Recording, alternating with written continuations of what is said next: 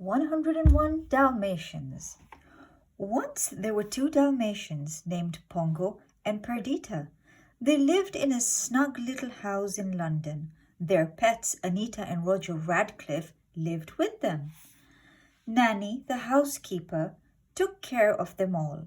One day, Pongo got some wonderful news. Perdita was going to have puppies. Everyone was very happy. At last the big day arrived. "The puppies are here," Nanny cried. "How many?" asked Roger. "8," Nanny replied. "No," shouted Anita from the other room. 11. Wait, 15. 15 puppies? Perdita was very proud. "Pongo, you old rascal," said Roger. He thought the puppies were wonderful. They'll get their spots when they're a little bigger," Nanny told them. Suddenly, there was a clap of thunder. In swept Anita's old friend, Cruella de Vil. Her long fur coat trailed behind her. "I see the puppies are here at last," she said. "I'll buy them all." "They're not for sale," replied Roger. "You'll be sorry," Cruella snapped as she stormed off. Pongo and Perdita were happy to see her leave. But Cruella wasn't finished. "They can't stop me," she cackled. Cruella hired Horace and Jasper Badoon to steal the puppies.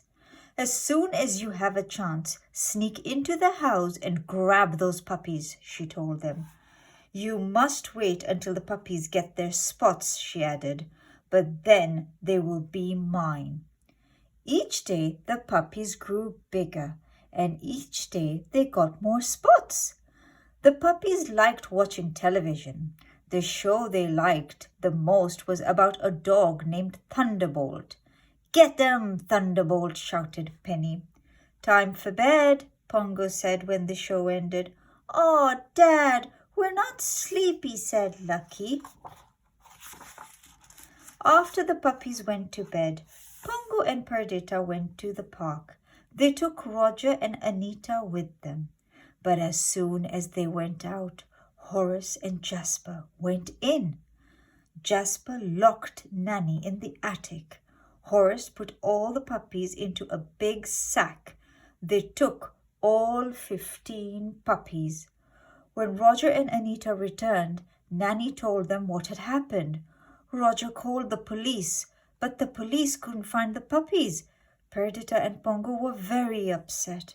Then Pongo had an idea. "Let's try the twilight bark," he said. "It's our only hope." "All right," agreed Perdita. Pongo barked in a special code. "Yap and yip and yelp, yelp, yelp. 15 puppies need your help. Calling all hounds, yippers and yappers. Please help us find their cruel kidnappers."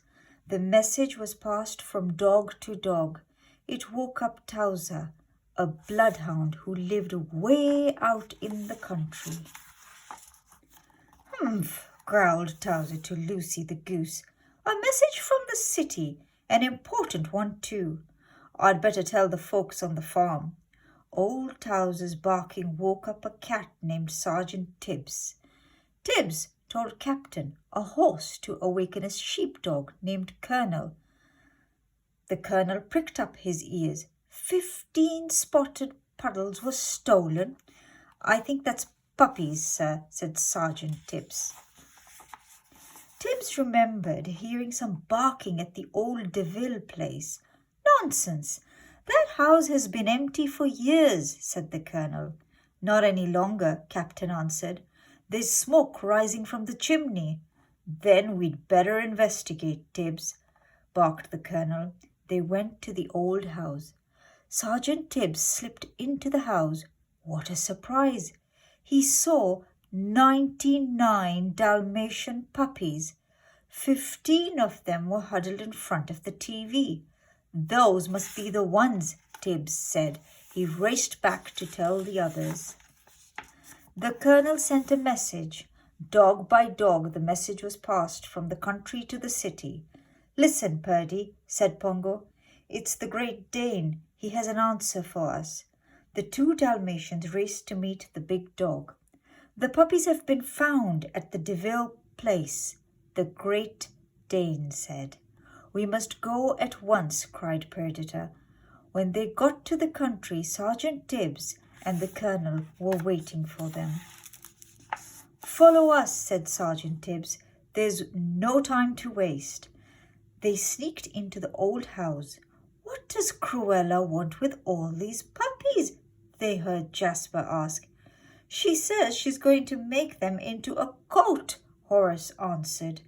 A dogskin coat? Cried Perdita. How cruel! She counted the puppies. Pongo, she whispered, there are 99 puppies here. We must take them all home with us, Pongo replied. Let's go. Sergeant Tibbs led the way. Horace and Jasper didn't see them leave. They were too busy watching television. The Dalmatians followed Tibbs to the barn, but they weren't safe yet. Horace and Jasper had finally noticed the puppies were gone. They were following their tracks in the snow. Here they come, shouted Tibbs. We'd better do something. We'll hold them off, Captain told Pongo. The Dalmatians escaped out the back door, and Captain gave the badoons a swift kick when they came through the front door. Pongo and Perdita led the puppies through a snowstorm. Suddenly, Pongo heard a car. Quick, hide, he urged. The dogs hid under a bridge. Luckily, Horace and Jasper didn't see them. Pongo decided to walk along the frozen stream. That way, Horace and Jasper couldn't follow their tracks. Home seemed very far away. My nose is froze, whimpered Lucky, and my tail is froze, and my toes are froze. All the puppies were tired and hungry. Just then Pongo heard a friendly bark. Follow me, said Collie. I have a place for you to stay. The collie led them to a warm barn. Some friendly cows gave the puppies plenty of milk to drink. Soon 99 puppies were fast asleep in the hay. Pongo and Perdita thanked the cows and the collie. Tomorrow morning you can go to the village, said the collie. A Labrador retriever will meet you there. He'll show you how to get home. The next morning Pongo and Perdita continued on their way.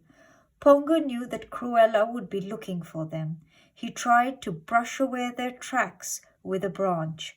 But Cruella saw the tracks. They're headed for the village, she shrieked. When the dogs reached the village, the Labrador was waiting for them. He led them to an empty blacksmith's shop. I've got a ride for you, he said. A van is leaving for London soon. There's room for all of you. But Cruella and her men had reached the village too. Cruella was angry with Horace and Jasper. Find them now, she shouted.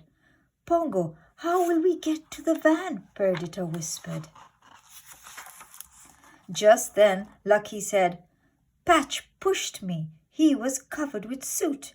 He pushed me first, Patch whined. He was covered with soot too. That gave Pongo an idea. He rolled in the soot. Look, I'm a Labrador. Come on, Purdy, let's all be Labradors. Soon all the Dalmatians were covered in soot. We're going to fool the nasty lady, the pups giggled. The van was getting ready to leave. Better hurry, said the Labrador. One by one the puppies got into the van. They almost made it, but the last puppy got stuck in the snow. The snow washed off the suit. There they are, Cruella cried. The van pulled away in the nick of time. After them, Cruella shouted. Cruella drove too fast for the slippery road. Watch out, cried Horace. But it was too late. Cruella's car tumbled down a hill.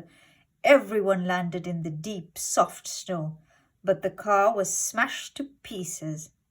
Back in London, Anita and Nanny were decorating the Christmas tree. Roger was too upset to help. "I miss Pongo and Purdy so much," said Anita. "I know," answered Nanny. "Sometimes at night I think I hear them bark, but it always turns out to be a dream."